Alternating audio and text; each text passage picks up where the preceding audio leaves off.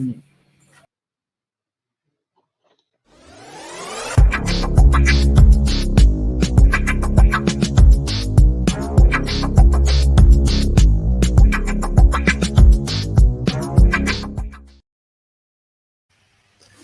bonjour à tous, bienvenue pour ce nouvel épisode de Decode. Aujourd'hui, Data Scientist reçoit GoJob et notamment Henri, Anthony et Lockman pour parler de création de valeur en Data Science via notamment l'utilisation de no-code. Le déroulé de la séance, déroulé de cette émission, ça va être tout d'abord, je vais vous laisser vous présenter, messieurs. Ensuite, vous présenterez le sujet et puis ensuite on aura une période de questions-réponses de ma part ou de la part du chat. Donc s'il y a des questions, n'hésitez pas à les poser dans le chat et nous y répondrons du mieux possible. Si jamais il y a des soucis aussi durant l'émission, n'hésitez pas à nous signaler dans le chat et on essaiera de régler les problèmes en cours de route. Du coup, Henri, je crois que c'est toi qui voulais prendre la parole en premier. Je te laisse la parole. Yes, merci Paul pour cette intro et bonjour à tous. C'est une joie pour nous, en tout cas, donc Anthony, Lockman et moi, de pouvoir vous partager sur un sujet qui nous tient particulièrement à cœur chez GoJob.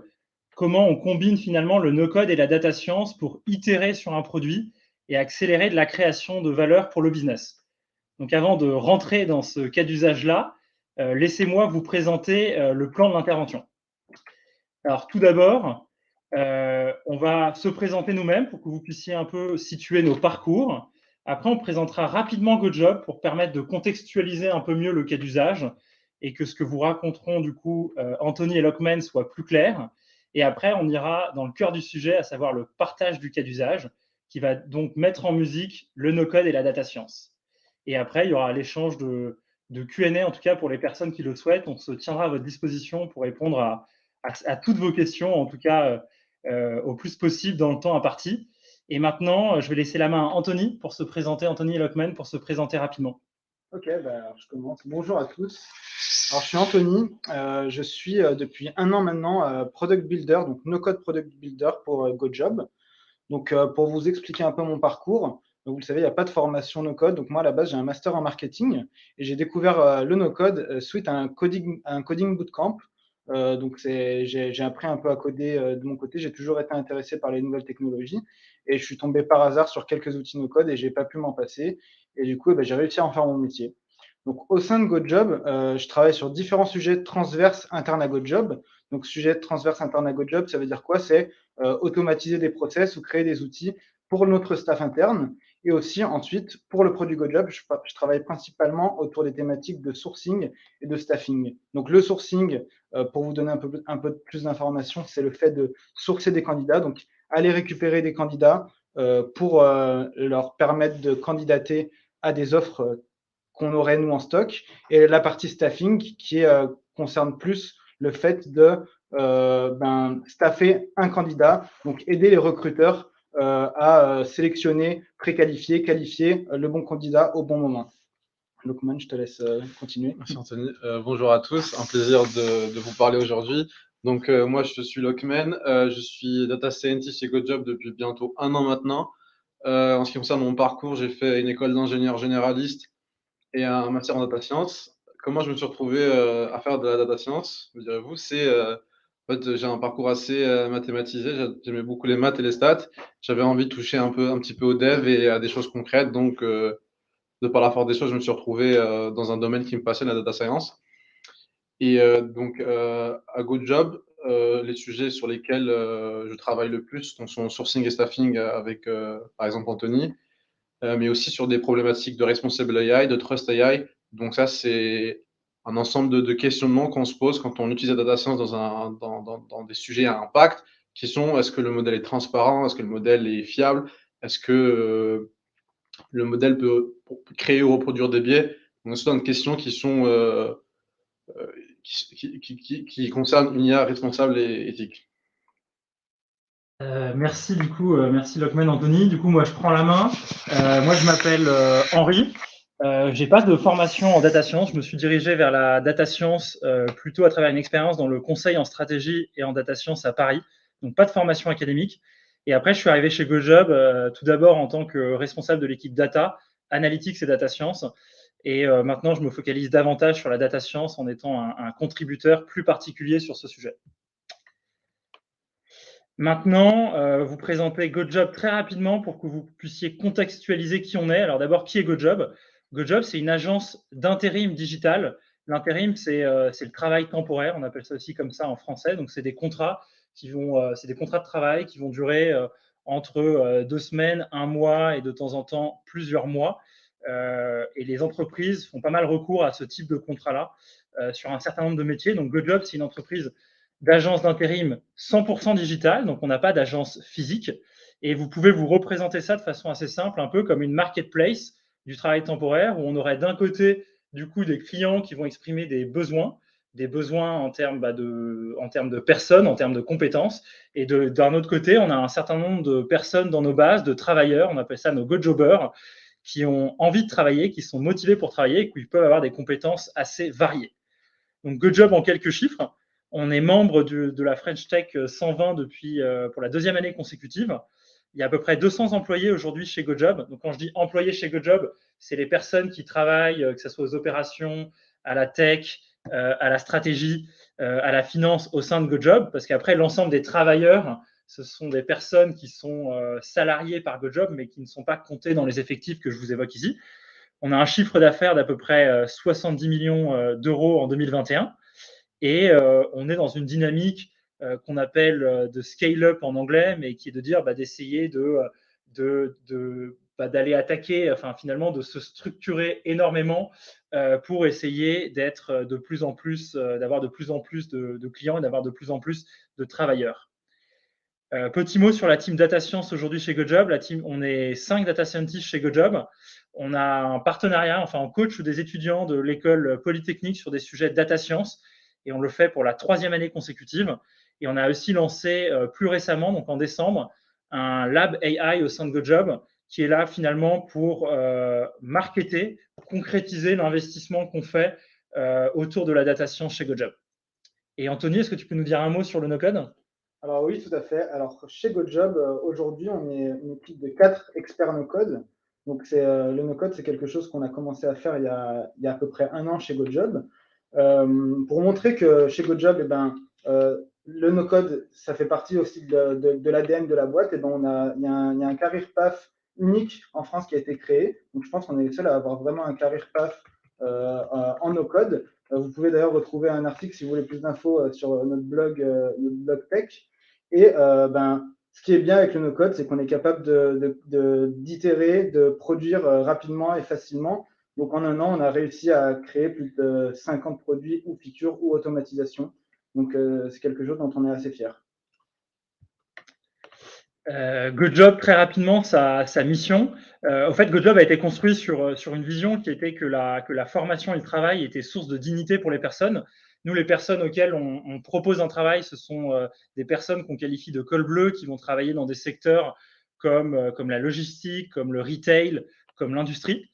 Et donc finalement, comment se concrétise cette vision-là? Elle se concrétise par une mission qui nous porte tous les jours et qu'on cherche à développer à travers tous les produits qu'on construit, qui est de pouvoir offrir un travail avec un salaire décent, avec une protection sociale et une capacité à progresser, donc quel que soit l'âge, le genre, l'origine, le diplôme et l'expérience de la personne. C'est vraiment ce qui nous anime chez GoJob et c'est ce qui fait un peu notre marque de fabrique en tant qu'agence d'intérim 100% digital. Et donc aujourd'hui, GoJob, c'est un produit qui est assez important, qui est assez vaste. Donc il y a beaucoup de richesses. Comme vous pouvez voir, c'est une chaîne de valeur qui va du sourcing des candidats, donc identifier les bonnes personnes, jusqu'à finalement le fait d'aller, par exemple, les payer à l'étape 5 ou d'aller évaluer finalement leur mission suite à la fin de leur mission avec nous. Donc c'est vraiment une chaîne de valeur importante. C'est ce qui constitue aujourd'hui la richesse de notre produit chez GoJob et aussi la complexité des problématiques métiers qu'on a besoin d'adresser. Et aujourd'hui, on va se focaliser simplement sur l'étape 1 à travers le cas d'usage qui va vous être présenté du coup par Lockman et Anthony. Et donc, ce que vous pouvez voir dans cette chaîne de valeur-là, c'est qu'on essaye de mettre l'humain au cœur de ce process-là quand il a le plus de valeur ajoutée, à savoir dans l'interaction que nos recruteurs ont avec les GoJobbers et les autres étapes de la chaîne de valeur, ce qui a plus vocation à être automatisé. Là, nous, on essaye d'aller mettre de l'intelligence produit avec la tech, no code et data science. Et maintenant, je vais laisser Anthony et Lockman présenter le cas d'usage. Alors, avant de présenter le cas d'usage, moi, je me suis rendu compte qu'il y avait souvent, que ce soit avec des personnes tech ou non tech, il y a énormément de gens qui ne savent pas ce qu'est le no-code. Donc, je pensais que c'était intéressant de mettre une petite slide pour faire un petit rappel pour ceux qui ne le savent pas. Donc, aujourd'hui, le no-code, c'est quoi? C'est créer des outils ou des automatisations avec des produits, des outils déjà existants. Donc, j'ai mis un certain nombre d'outils qu'on utilise, nous, tous les jours chez GoJob pour vous les présenter. Par exemple, on a Bubble, qui est une application full stack qui permet à la fois de faire du front et du back, des automatisations. On a Webflow, Stacker ou Retool qui sont aussi des outils donc, qui permettent de faire des produits front. On a des outils d'automatisation comme Integromat que nous, on aime beaucoup chez GoJob, des outils de base de données comme Airtable ou même un simple Gsheet. Et ce qui fait aussi la puissance du no-code, c'est la possibilité de se connecter à tout un tas d'outils tiers qui nous permettent de rendre le travail qu'on fait beaucoup plus intéressant en termes de fonctionnalité. On a par exemple MessageBird qui est un outil d'envoi de SMS, Typeform que vous connaissez tous, Gmail ou HubSpot. Dans le cadre de cette présentation, on va vous parler principalement de Integromat, Airtable et en outil tiers de MessageBird qui nous permet d'envoyer des SMS. Donc, on est parti pour vous présenter ce cas d'un constat. On a nos recruteurs et nos consultants qui passent énormément de temps, surtout nos recruteurs, à trouver les bons candidats, donc à faire du sourcing, à trouver les bons candidats pour les besoins qui leur sont exprimés par nos clients. Donc, jusqu'à maintenant, ils avaient l'interface, donc notre back-office GoJob, où ils pouvaient tout simplement se retrouver sur cette page de recherche, rechercher pour une commande donnée des préparateurs de commandes, par exemple, ou des magasiniers. Et ensuite, il y avait une liste de candidats potentiels qui pouvaient apparaître. Donc, la force qu'on a chez GoJob, c'est qu'on a une intelligence artificielle, Aglaé, dont Lockman va parler un peu plus tard, qui nous permet de savoir quel est le candidat qui correspond le plus à un besoin, à une commande d'un client. Donc, ce que faisait jusqu'à maintenant le recruteur, c'est qu'il rentrait ses mots-clés. Donc, je cherche un préparateur de commande. Et ensuite, il allait visualiser la liste, cocher les personnes qui lui correspondent en fonction des différents critères qui sont indiqués sur la page. Et ensuite, il cliquait sur le petit bouton « Écrire un SMS » et il essayait de les contacter un peu au hasard pour essayer de récupérer des candidats. Donc, nous, on est parti d'un besoin qui est de sourcer des candidats. Donc, Lockman, il va nous en dire un petit peu plus. Oui, c'est ça. Donc, pour mieux vous expliquer le besoin business auquel on essaie de répondre avec l'automatisation du sourcing, c'est en plusieurs points. D'abord, la pertinence, c'est-à-dire qu'en fait, on ne veut pas cibler les intérimaires qui ne sont pas intéressés, on ne veut pas cibler les intérimaires qui ne sont pas pertinents, qui n'ont pas le bon profil pour aller en mission. On veut vraiment avoir un ciblage très fin et très pertinent. Parce que, évidemment, si on contacte et on incite à candidater des personnes qui ne sont pas intéressées, qui ne sont pas disponibles, etc., en fait, entre guillemets, on dépense de l'argent pour rien. Et en plus, on peut les agacer, on peut les spammer. C'est vraiment pas quelque chose qu'on a envie de faire. Et au contraire, si on envoie des SMS qu'aux mauvaises personnes, aux profils qui ne correspondent pas, il y a tout un tas de profils qu'on rate et en fait qu'on aurait pu valoriser, qu'on aurait pu proposer à nos clients, etc. Donc, sur quoi on se base? Sur un produit data science qui est le matcheur, qui va en fait repérer les compétences vraiment hard skills d'une personne voilà, on va utiliser des données CV, on va utiliser l'expérience qu'elle a chez nous, on va utiliser sa déclarative, les certifications, vraiment tout un tas de données pour en fait vraiment pouvoir juger, pouvoir trouver si un profil est pertinent ou pas. Et ensuite, on va enrichir cette information-là avec des indicateurs qu'on crée, qu'on design pour savoir si la personne est intéressée pour travailler dans cette ville-là, dans cette zone-là, dans ce métier-là, dans cette industrie-là. Et surtout si elle est disponible maintenant et si elle serait sujette à candidater. Et donc, le but, c'est de faire ça de manière automatique. Donc, comme Henri l'a déjà dit juste avant, la plus-value qu'a un recruteur, c'est pas de parcourir des profils, de regarder des CV et de dire celui-là il est bon, celui-là il est pas bon. La plus-value d'un recruteur, c'est de contacter un intérimaire, de savoir ce qu'il recherche, de comprendre voilà ses espérances, etc. Éventuellement le guider, éventuellement l'accompagner.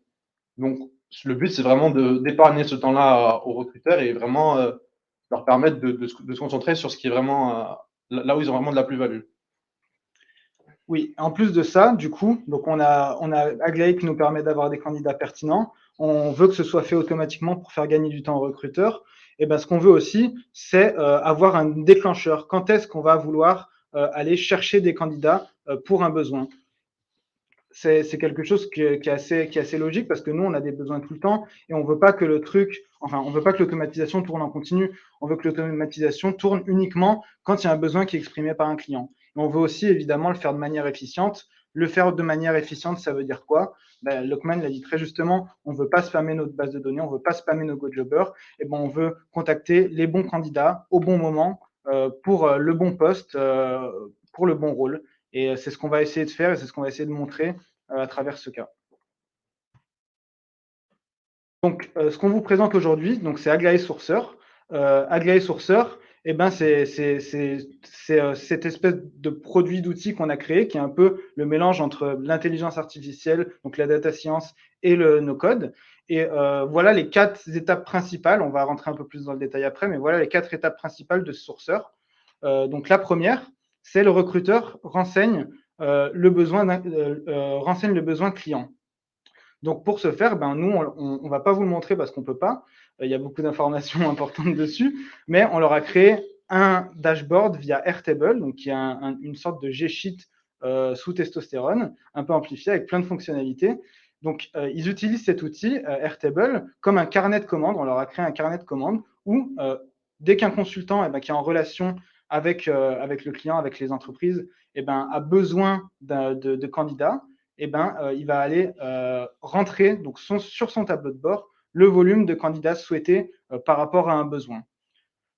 Et ce que ça va faire derrière, c'est que ça va appeler l'API donc le côté data science a mis à disposition et qui va en fait repérer, scanner les profils, sélectionner les profils qui sont pertinents. Ça passe, comme je l'ai déjà dit, à travers la lecture des CV, les expériences, les déclaratifs. Aussi, ce qu'on sait sur le GoJobber, parce que éventuellement c'est une personne qu'on connaît déjà. Voilà, on a des a priori positifs ou négatifs sur cette personne-là. Et ensuite, en fait, il y a tout un tas d'informations qui vont venir enrichir cette sélection, ce tri, qui en fait vont dépendre du contexte. Ça, c'est du coup le recruteur qui peut le renseigner directement dans son carnet de besoins et qui va à travers nos codes passer par nous, nous revenir, je veux dire. Et c'est là qu'en fait, on va pouvoir rajouter de la logique métier à notre choix parce que, par exemple, vous pouvez avoir pour un certain client qui veut avoir que des intérimaires qui habitent pas trop loin de la localisation de la mission. Donc en fait, là, il vaut mieux reprendre des intérimaires qui sont proches parce que sinon, votre client, il ne vous les acceptera jamais. Donc c'est tout un tas d'outils et de règles métiers qu'on va utiliser pour trier et sélectionner, donc en plus de tous les compétences vraiment hard skills qu'on a sur nos intérimaires. Et ensuite, en fait, une fois ceci fait, on peut renvoyer les résultats, la liste des intérimaires au no-code qui va envoyer des SMS. En gros, concrètement, effectivement, on a notre déclencheur qui va déclencher l'automatisation. On va appeler Aglaé. Aglaé va faire sa tambouille et va nous renvoyer des candidats potentiels. Et ensuite, la même automatisation, elle va aller envoyer des SMS en utilisant l'API de MessageBird pour leur proposer une offre d'emploi avec un lien. Le message, il est assez simple. Bonjour, voilà une offre de préparateur de commande. Cliquez sur le lien pour postuler et ça permet du coup justement d'automatiser tout ce process de sourcing. Donc, pour aller plus en détail et pour que ce soit un peu plus visuel, je vais vous montrer l'automatisation Integromat. Donc, Integromat, c'est vraiment un outil qu'on aime beaucoup. Ça se présente un peu comme ça. Donc, ça fonctionne sous forme de bulles. Ça nous permet de faire ces bulles, c'est assez visuel. Elles sont connectées entre elles. Et en fait, c'est ça les différentes actions de notre automatisation. Donc là, pour commencer, pour récupérer, donc c'est cool, c'est assez bien documenté, je ne sais pas qui l'a fait, c'est peut-être moi. Pour déclencher notre automatisation, on va aller récupérer le besoin. On pourrait le faire avec un module Airtable, mais nous, on a décidé d'utiliser un webhook. Ça nous permet d'avoir de l'instantanéité sur l'automatisation. Donc, dès qu'un besoin est renseigné, les données du Airtable vont être envoyées vers cette URL de webhook et l'automatisation va se déclencher. Ensuite, il y a tout un tas de petites actions comme la récupération de la qualification requise, le calcul d'un seuil de score. Donc, un seuil de score, il va nous permettre de définir la qualité d'un candidat pour un besoin. Ensuite, la récupération de la zone de recherche, comme l'a dit Lockman. Et en fait, la brique qui va nous intéresser, c'est celle-là. Hop, donc je ne vais pas cliquer dessus, mais je vais vous montrer la capture d'écran qu'on a fait ici. Voilà, donc la brique qui va nous intéresser, c'est vraiment celle-là, donc avec son contenu. Donc en fonction de toutes les informations qui ont été calculées préalablement, j'ai des paramètres que je vais envoyer dans ma requête donc à Aglaé, et c'est là qu'Aglaé va faire son travail, et Lockman va vous en dire un peu plus. En fait, donc l'idée, c'est vraiment d'avoir deux dimensions. Une dimension vraiment performance, vraiment est-ce que cette personne serait expérimentée, pourrait correspondre à cette mission-là, et une dimension métier, une dimension besoin. Par exemple, sur certains besoins, vous êtes un peu dans le rush, vous avez envie d'avoir des personnes qui sont super réactives, pouvoir les envoyer très rapidement en mission. Alors là, vous n'allez pas sourcer toute la base, vous allez essayer de prendre des gens qui sont plutôt engagés sur la plateforme de GoJob, sur l'application ou sur le site, et vous allez prioriser les gens qui sont connectés récemment. Donc, ça c'est un besoin métier qui va changer selon le contexte. Et donc, c'est tout un tas de critères, comme par exemple la distance maximale. Comme j'ai dit tout à l'heure, un client peut vous dire moi, je veux pas d'intérimaires qui sont à plus de 20 km du lieu de travail. Ou par exemple, on a d'autres règles qui sont, par exemple, les intérimaires qui ont déjà été contactés plus de 3 fois cette semaine ne seront pas recontactés parce que voilà, on essaye de vraiment que ça change, de proposer du travail à tout le monde et de pas discriminer. Et en fait, ce que tu es en train de dire, Lockman, mais du coup, là, ce que vous voyez en tout cas sur l'écran de gauche, c'est la partie vraiment intégromat, no code. Et l'écran de droite, c'est vraiment le code tel qu'il existe aujourd'hui dans notre applicatif, l'applicatif qui permet d'exposer le service Data Science, donc qui est un service de scoring. Donc c'est pour ça que vous voyez un app.route. Et à la fin, on vient exécuter une fonction Python getMatchingScore qui s'alimente effectivement des différents paramètres. Et donc, comme le dit Lockman, ça permet vraiment de combiner deux choses. Ça va permettre de combiner le score Data Science et de surcharger ce score avec un certain nombre de règles qui sont des règles métiers spécifiques aux besoins clients que le no-code nous expose à travers les différents paramètres. Alors, je vais retourner sur mon intégromat pour vous montrer la suite. J'ai récupéré mes candidats. Qu'est-ce qui se passe ensuite? Donc, il y a une première phase où je vais aller tout simplement formater ma liste de workers, récupérer les informations en base de données des workers, donc de nos travailleurs plutôt. Donc, par exemple, je veux personnaliser le message que je vais envoyer à la personne, je vais aller récupérer son prénom. Je veux récupérer aussi forcément son numéro de téléphone si je veux pouvoir lui envoyer un SMS. Je vais utiliser aussi ce type de module qui nous permet, qui nous permet tout simplement de faire une short URL. Et ensuite, ce que je vais faire, c'est que je vais historiser la donnée parce que j'ai besoin de savoir à qui j'ai envoyé un SMS, dans quel contexte j'ai envoyé un SMS, pour qu'on puisse après itérer, récupérer cette donnée, l'analyser et prendre les bonnes décisions. Vous pouvez remarquer aussi… Et peut-être pour compléter, c'est une dimension importante, c'est que là, on a accès Data Science No Code. On aurait pu dire Data Science No Code et Analytics, parce que cette dimension d'historisation sert la data science, mais sert aussi l'analytics pour analyser la performance de cette automatisation-là. Tout à fait. Il y a quelque chose qui est aussi important quand on fait du no-code, c'est la gestion d'erreurs. Donc, vous pouvez le voir à travers, donc vous reconnaissez le logo de Slack, vous pouvez le voir à travers tous ces petits modules Slack. En fait, tous ces petits modules Slack, ils nous permettent de savoir, d'être avertis s'il y a un problème dans l'automatisation. Par exemple, l'API de short URL est down, je vais recevoir un module Slack pour m'avertir et je vais essayer de voir ce qui se passe. Mes SMS ne s'envoient plus pour une raison inconnue. Pareil, je reçois un module Slack qui permet de m'avertir. J'ai aussi ce type de routeur là qui me permet de savoir. Imaginons que je vais appeler ma route et qu'il n'y a aucun worker qui m'est renvoyé, et ben, je vais pouvoir avertir les bonnes personnes grâce à ce module. Si j'ai des travailleurs qui sont renvoyés, ça passe par cette route. Si j'en ai pas, et ben, ça passe par celle-ci. Et ensuite, et ben, celle-là, ça me permet tout simplement d'avertir donc les recruteurs et les consultants qu'il y a bien un besoin qui a été, enfin, il y a bien le sourcing qui a été déclenché par rapport à un besoin qui a été renseigné préalablement. Voilà. Je reviens au diapo. OK. Donc, au niveau de la méthodologie qu'on a utilisée, on a utilisé un processus itératif. Donc, nous, notre idée, c'était de sortir le produit rapidement. Donc, grâce au no-code, on peut le faire, ça, parce que ça nous permet d'aller vite. Ça nous coûte peu cher. On peut vraiment sortir quelque chose facilement et assez rapidement, parce que ça nous permet de pouvoir historiser vite la donnée et pouvoir analyser vite la donnée et pouvoir prendre les bonnes décisions. On peut savoir quand on se lance dans un projet comme ça peut être impressionnant. On peut se dire, bon, il faut qu'on garde le contrôle, on ne veut pas envoyer trop de SMS, on ne veut pas en envoyer pas assez, on va envoyer le nombre de SMS aux bonnes personnes. Donc, on va aller historiser ces données par semaine et par besoin. On va aller analyser ce qu'il en ressort. On va aller aussi analyser les coûts. Et on va historiser aussi les candidats à qui on va envoyer des SMS et qui vont postuler aussi pour pouvoir voir qui candidate et qui ne candidate pas et pourquoi.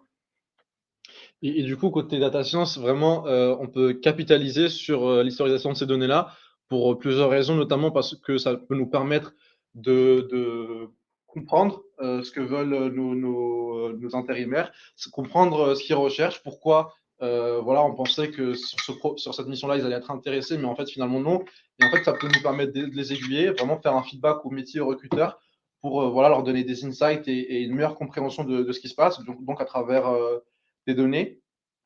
Ensuite, en fait, on peut tout simplement perfectionner notre approche, améliorer notre sélection. Donc, ça c'est de l'affinage de la sélection. Et ça, on le fait à travers plusieurs variables, plusieurs outils d'analyse et qui vont nous permettre, en fait, comme j'ai dit tout à l'heure, de ne pas rater des go jobbers, c'est-à-dire en oublier, ne pas les prévenir qu'il y a des missions qui sont intéressantes pour eux et ne pas, au contraire, envoyer des SMS à des gens qui ne sont pas pertinents, pas intéressants, enfin pas intéressés, je veux dire. Et en fait, à quoi ça nous sert? Ça nous sert aussi à automatiser encore plus. Donc aujourd'hui, on travaille sur aujourd'hui encore un peu d'intervention humaine dans ce qu'on a fait, même si on a fait gagner beaucoup de temps aux recruteurs, il y a encore de la plage d'amélioration. Et en fait, on s'en sert pour étudier les besoins de relance, quels profils doivent être recontactés de quelle manière, quels besoins nécessitent d'être réactivés plus régulièrement. Donc voilà, c'est aller encore plus loin dans l'automatisation.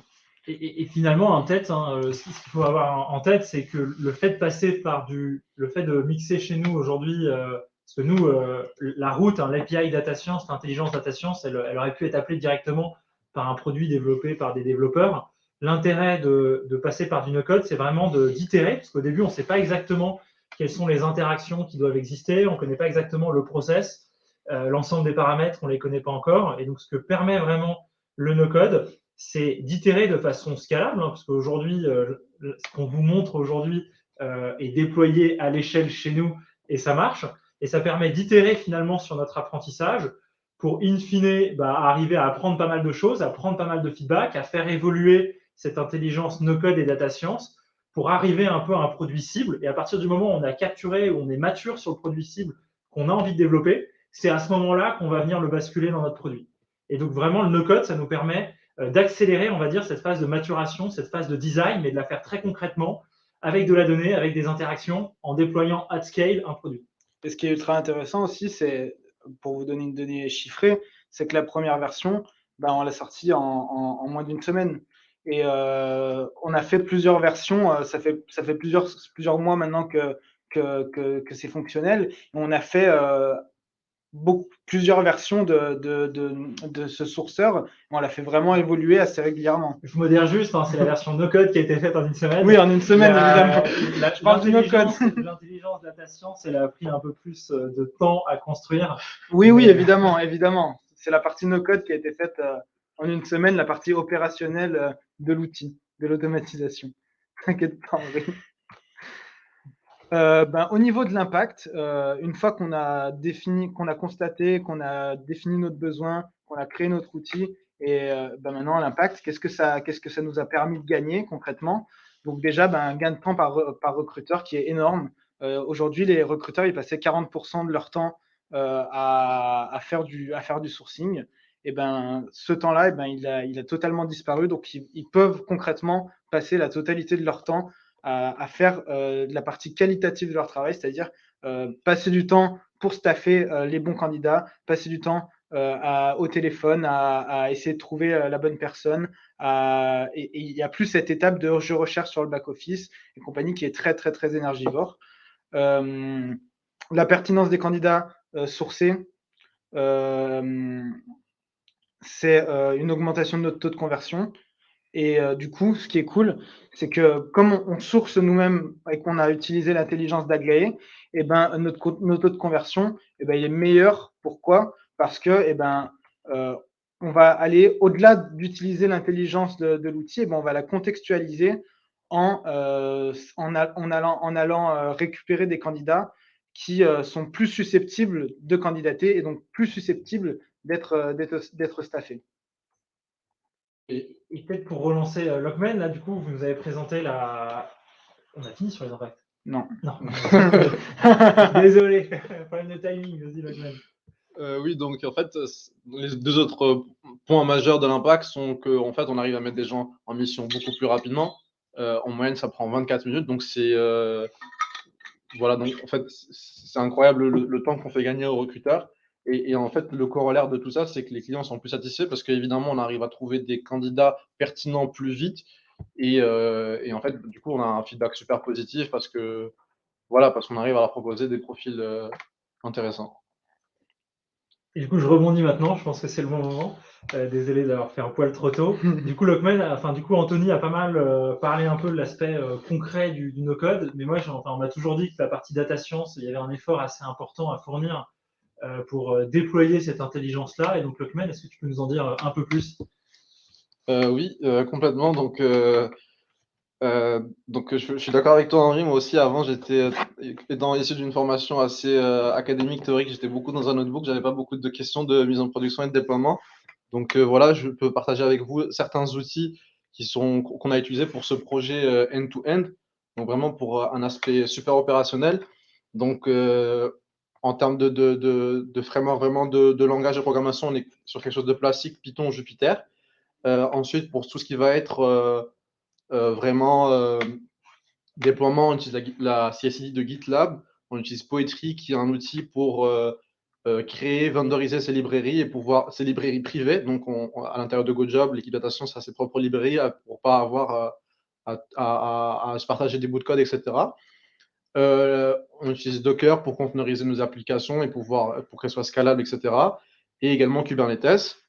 Pour la partie explicabilité, donc vraiment pour transparence du modèle, comprendre ce qu'il fait, quelle variable influence comment, dans quel sens, etc.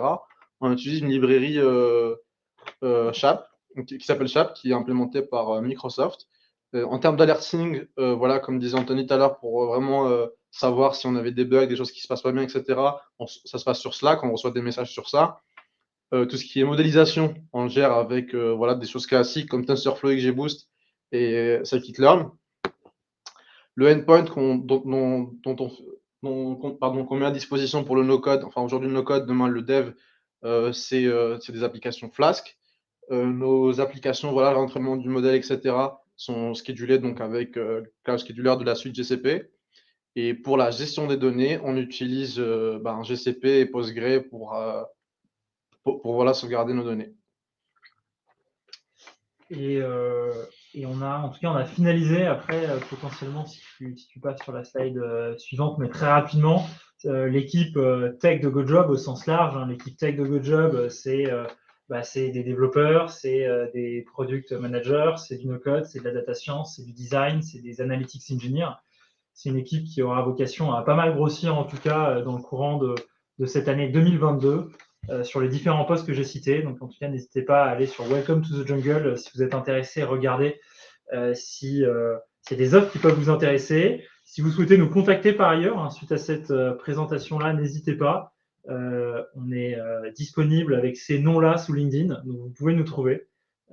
N'hésitez pas pour le faire. Et puis maintenant, on peut passer en tout cas aux différentes questions. Si vous en avez, on est à votre disposition. Merci beaucoup, messieurs. Alors, il y a eu 2 questions dans le chat, dont une à laquelle vous avez partiellement répondu. Mais il y avait une question de Kevin qui disait que voilà, la plupart des questions étaient stockées dans Google, enfin des données étaient stockées dans Google. Est-ce que ça posait pas un problème? Est-ce qu'il y avait d'autres alternatives? Alors, il y a toujours des alternatives à stocker dans Google. Nous, aujourd'hui, en tout cas, notre équipe tech s'appuie sur GCP, donc Google Cloud Platform. Et donc, on a des données qui vont être stockées dans des bases de données qui sont managées, on va dire, par Google. Par exemple, nos bases de données Postgres, elles sont managées par Google. Tout ça est sécurisé. Ce qu'il faut savoir, c'est qu'aujourd'hui, quand vous regardez les stacks des équipes, les stacks des startups françaises de la French Tech, les gens sont soit sur GCP, soit sur AWS. Donc, c'est des bases de données qui sont sécurisées. Après, on peut choisir la localisation aussi de ces bases de données. Et après, d'un point de vue contractuel, plus votre donnée est sécurisée, plus vous avez d'options que vous pouvez ou pas contractualiser avec Google pour sécuriser davantage votre donnée. Merci. Et il y avait donc la question de Florence à laquelle vous avez partiellement répondu déjà, qui était donc le temps que vous avez mis pour construire ces workflows. Vous avez dit ça vous avait pris moins d'une semaine pour la première itération. Du coup, moi, j'étendrai un peu la question, c'est-à-dire, pour arriver au produit auquel vous êtes, au produit que vous avez aujourd'hui, combien il y a eu d'itérations et un peu combien de temps ça vous a pris à chaque fois de réactualiser tout ça Alors, en termes de travail, concernant les itérations, vraiment la première itération, 1 semaine. Après, on continue encore d'itérer. Donc, ça fait quelques mois aujourd'hui que le produit vit, depuis un peu moins que la fin de l'année dernière. Donc, on itère à peu près, ça dépend de ce qu'on veut développer, mais ça peut être 2 semaines, comme ça peut être 1 mois ou 1 mois et demi. Et honnêtement, on doit être à la 5e itération. Donc je vous laisse faire le calcul. Mais ouais, on continue encore d'itérer, on continue encore d'avoir des idées, on continue encore d'améliorer le process. Et c'est ça, la flexibilité que nous donne le no-code, c'est qu'on peut faire nos modifications relativement rapidement, facilement, et s'interconnecter avec l'intelligence d'Aglaé, quoi. Alors, il n'y a pas spécialement plus de questions pour l'instant, mais je vais peut-être justement rebondir sur ce que tu viens de dire. Cette facilité que tu mets en avant sur le développement de cette architecture no code, elle est faite par qui? Elle est faite plutôt par des gens qui ont un background de développeur, enfin par des gens qui ont jamais spécialement codé. Enfin, est-ce que c'est accessible à des gens qui n'ont jamais codé, où il faut nécessairement avoir déjà un petit peu des bases, peut-être même avoir un niveau relativement avancé. Voilà. Ok. Je vais vous parler un peu de mon parcours, même si j'en ai dit déjà un petit peu en début de sujet. Pour le coup, je pense vraiment sincèrement que tout le monde peut se mettre à faire du no-code. Moi, j'ai fait un coding bootcamp un peu par hasard. Donc, un coding bootcamp, c'est quoi? C'est un organisme de formation qui t'apprend à coder pendant 2 mois, quoi. Donc, juste avant ça, encore une fois, je sors d'une école de marketing. J'avais jamais fait de no-code ou de code avant. Même quand j'ai fait mon bootcamp, je ne savais pas ce que c'était le no-code encore. C'était il y a plus de 2 ans maintenant. Et pour le coup, j'ai eu, je pense, des facilités à apprendre le no-code parce que j'avais fait ce bootcamp. Je pense que le no-code est vraiment accessible à tous, mais je pense qu'il faut prendre le temps d'apprendre quand même. Et je pense que le fait d'être dans le code, apporte plus de clés pour apprendre vite. Voilà. Ok, merci. Il y a une question aussi sur le choix de la technologie. Pourquoi vous êtes-vous porté sur cette technologie-là plutôt qu'une autre? Alors, moi, je vais vous parler principalement des 2 gros outils d'automatisation qui existent aujourd'hui, même si on a encore plus. Il y a Zapier et Integromat. Au début, comme tout le monde, j'ai été sur Zapier en premier. Donc, quand j'étais pas encore chez GoJob, quand j'ai découvert le no-code et compagnie, en fait, je me suis vite retrouvé limité sur Zapier. Zapier, je pense que c'est bien dans une phase où on apprend parce qu'on comprend le concept d'automatisation, on comprend le concept de trigger, on comprend le concept d'API, ce qu'on peut faire en faisant interagir différents services. Mais en fait, je trouve vraiment que c'est peut-être moins facile d'accès Integromat, même si je pense qu'en 2 semaines, n'importe qui peut commencer à utiliser l'outil correctement. Mais je pense vraiment que Integromat est un outil très puissant qui nous permet d'être beaucoup plus flexible dans la façon dont on crée nos automatisations, vraiment. Ok, merci. Nouvelle question de Kevin qui demande un peu votre avis sur les outils Bubble.io, Adalo, Airtables. Vous avez un avis là-dessus ou pas? Alors pour Bubble, le premier outil no-code que j'ai vraiment utilisé, c'était Bubble. Je me suis vraiment formé sur Bubble à la base parce que la force de Bubble, c'est que c'est un outil full stack, donc qui permet à la fois de faire du front, mais il a aussi cette dimension de base de données. Donc il a une base de données intégrée et cette dimension de workflow qui permet de créer de l'intelligence dans l'outil. Je pense que Bubble, c'est cool quand on part de zéro. C'est-à-dire qu'on a une idée et qu'on veut monter son site et qu'on veut créer de l'intelligence derrière, créer des utilisateurs. Bubble, c'est bien dans ce cas-là. Après, moi, chez GoJob, enfin nous, chez GoJob, on utilise très peu de Bubble parce qu'on doit tellement s'interconnecter, on a tellement d'existants que ce n'est pas forcément l'outil qui est le plus pertinent. Et c'est aussi pour ça qu'on prend la flexibilité d'Integromat pour créer nos automatisations et d'autres outils qui nous permettent de faire des fronts plus facilement. Mais ouais, Bubble, c'est bien quand on veut partir de zéro, mais quand on part pas de zéro, c'est bien de regarder autre chose. Ouais, voilà. Après, Airtable, on l'utilise tous les jours. Pour moi, c'est vraiment un outil qui est extrêmement puissant, que ce soit au niveau de la possibilité de créer des scripts. Par exemple, dans l'automatisation que je vous ai montré, et ben, pour avoir ce côté instantané, au lieu d'utiliser le module Airtable de Integromat, ben, on a un petit script qui nous permet de déclencher un webhook. Et ce script, il a été fait directement sur Airtable. Et vraiment, Airtable, c'est un outil de base de données qui est très puissant. Quand on a d'énormes volumes de données, je ne le conseille pas forcément, mais pour faire des tableaux de bord, c'est un outil qui est visuel et qui est facile à utiliser, c'est vraiment bien. Et surtout, un autre avantage d'Airtable, c'est que nous, on construit des outils où il y a une interaction opérationnelle in fine. Tout à fait. Donc là, c'est un outil où j'ai de la saisie business et c'est un outil qui s'apparente au G-Sheet. Donc c'est opérationnellement, ça fait un tableau de bord avec lesquels les métiers peuvent venir nous donner des inputs et après, c'est une base de données aussi et donc ça vient alimenter toute l'intelligence qu'il y a derrière. Ouais. Et pour rebondir aussi là-dessus, en termes d'API, Airtable, ils ont quelque chose de très bon, quoi. C'est vraiment bien fait. Ok. Il y avait une question de Florence à nouveau qui demandait quel type de feature développez-vous pour les entreprises. Vous avez parlé d'une 50aine si je ne me trompe pas. C'est quoi quand tu as présenté l'équipe en disant Ah oui, tout à fait. En termes d'automatisation, je vais vous donner des cas assez simples.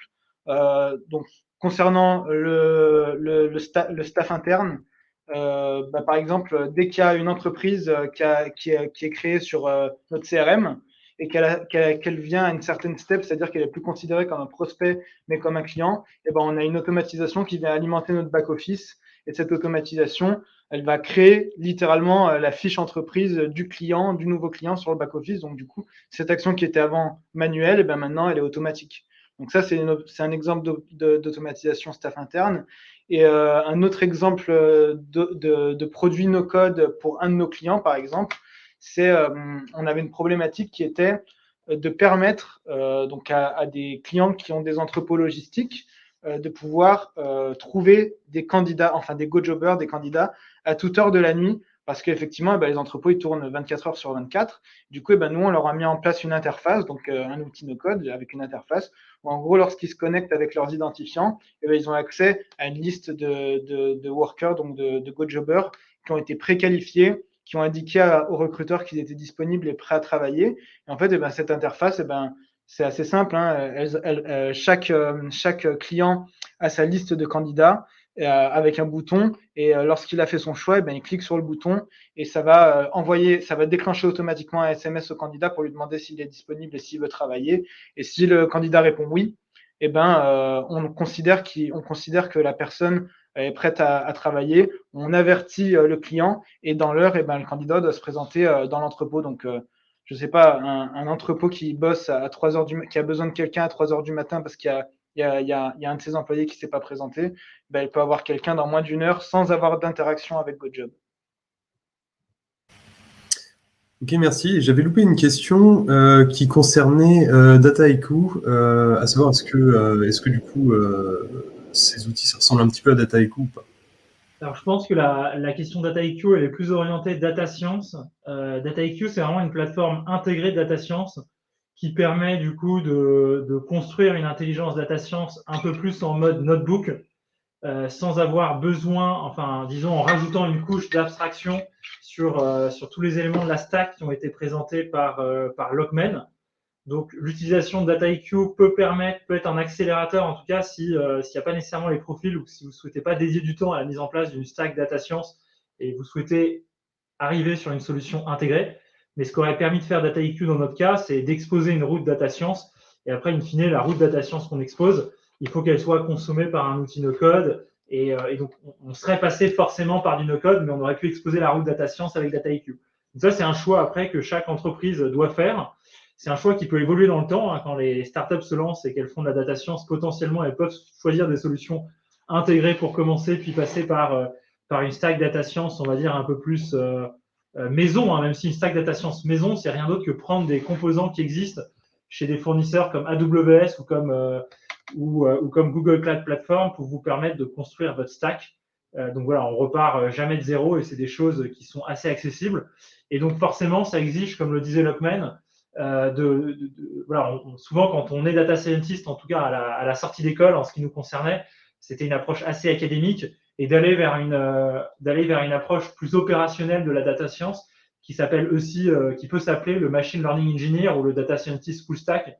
Donc cette capacité à travailler sur des features dans des stacks où il y a des logiques de déploiement, il y a des logiques de test, il y a des logiques d'alerting, il y a des logiques de qualité du modèle. Et c'est ce qui fait la richesse du métier du data scientist aujourd'hui.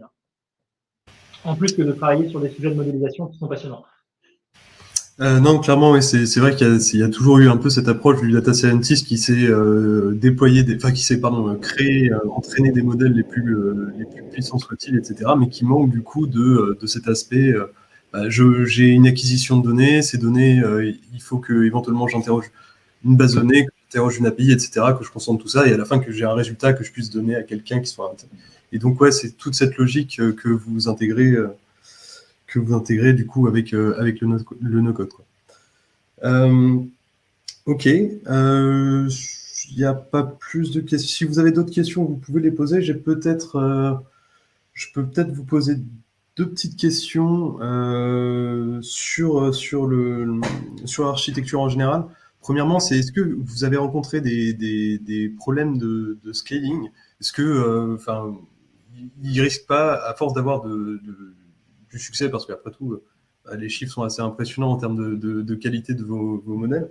Est-ce que va pas y avoir des difficultés à faire monter en charge votre architecture? Et deuxième question, est-ce que vous vous êtes retrouvé dans les cas où ce qui était disponible via cet outil Intergromat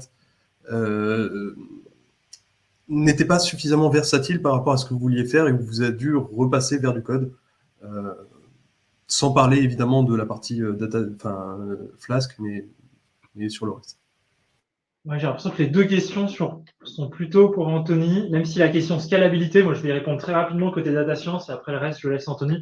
Nous, la scalabilité data science, elle est, en fait, elle est assurée par toute la stack data science qu'on a mise en place. Donc nous, on n'a pas de sujet derrière ça. Et pour le coup, la scalabilité de tout ce que tu fais en no-code, que ce soit des bases de données ou de tes automatisations.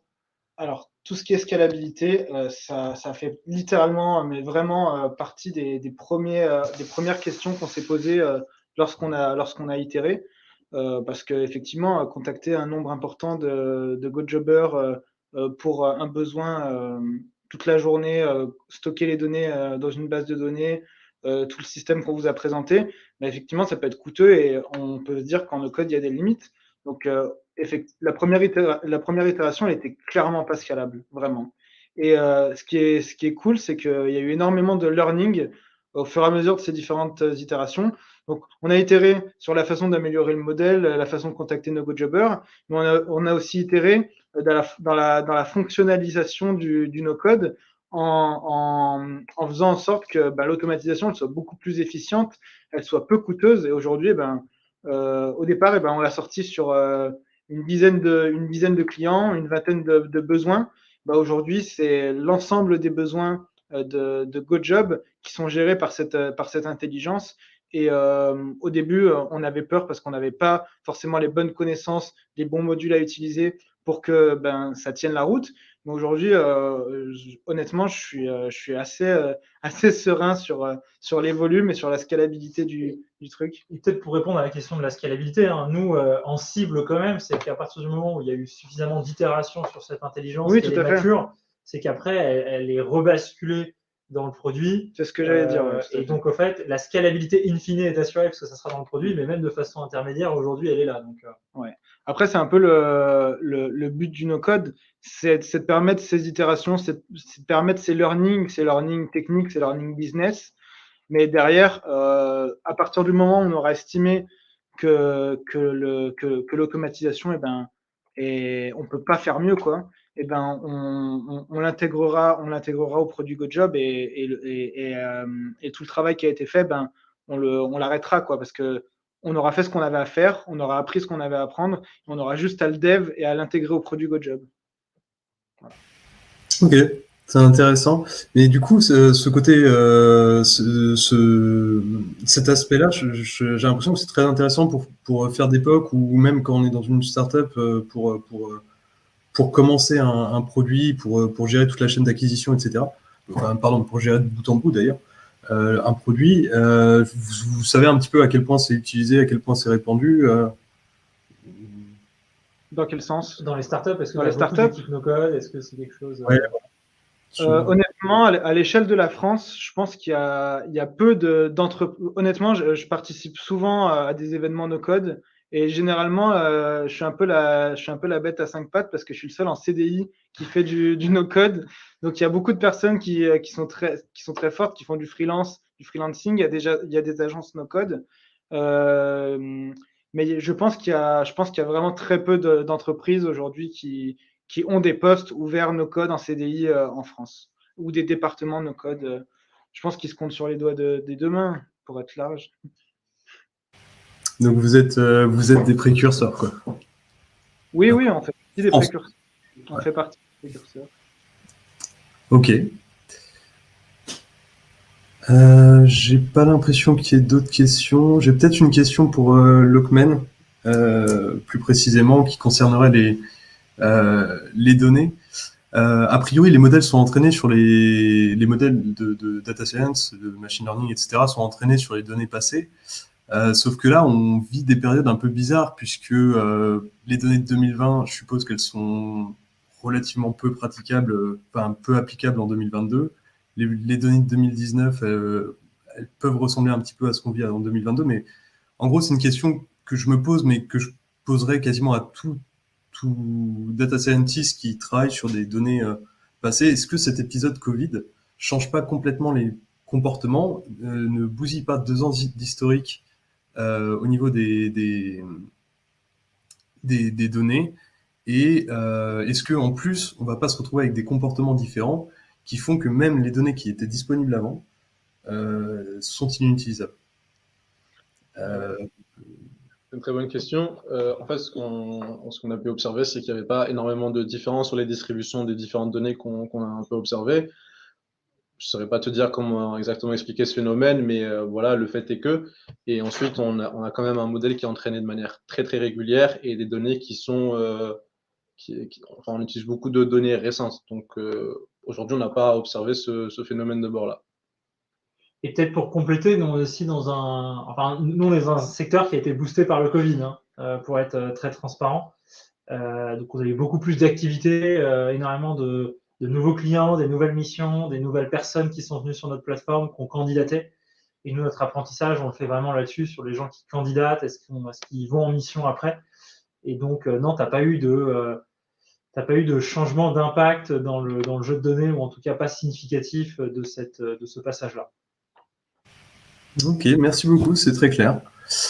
Je crois qu'on n'a pas plus de questions. Moi, en tout cas, j'ai pas plus de questions. Je ne sais pas si vous voulez ajouter un dernier mot éventuellement, messieurs. Vive le no-code. Vive le no-code et vive la data science. Team no-code. Merci de nous avoir écoutés, suivis. J'espère qu'on aura su susciter de l'attention chez vous.